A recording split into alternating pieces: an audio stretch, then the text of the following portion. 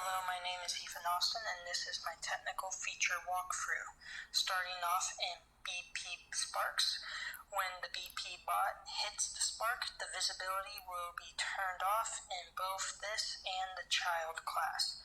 This in turn disables the collision, which activates the spark count that is located in a set target of BP bot at the end of the code. You'll see an audio track that plays each time you collect a spark. The lower code is what responds the sparks should the BP bot die. Once the spark responds, the visibility will be turned back on in both this and the child class. This in turn activates the collision. Now moving on to the code in BP bot. In BP bot's def or respawn, we start off by getting all of the instances and loop the code 4 times, calling the sparks. Here we call the previous response spark code to break the loop and respawn the sparks. This in turn resets the battery spawn and calls the hide battery code, so that the player has to start from scratch in collecting the sparks first, before they can collect the battery.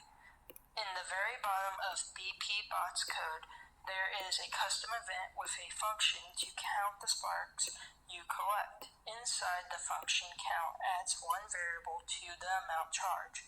Back to the main code in the event graph after working the count functions, we get BP battery and called the spawn battery.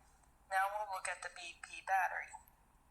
So starting off, we start the game not being able to see the battery thanks to the function set visibility off. Inside this function, the battery is targeting the visibility to be turned off. This is in turn has the battery targeting the collision to be turned off. Now let's move to the next line of code in the event graph.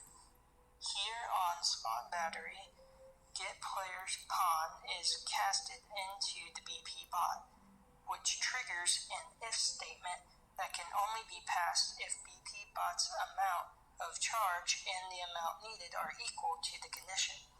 This will lead it to another function called setVisibilityOn. Inside this function, the battery is targeting the visibility to be turned on. This in turn has the battery targeting the collision to be turned on. On to the next line of code. On def hide battery leads into the same function used earlier. Set visibility off. Finally, at the bottom of BP battery's code, when the BP bot hits the battery, it will activate the set visibility off function, which in turn triggers the destroy actor, with target being player character. Once this occurs, it will construct whack victory as the game over screen and is set with audio for when you collect the battery. Here is the victory screen.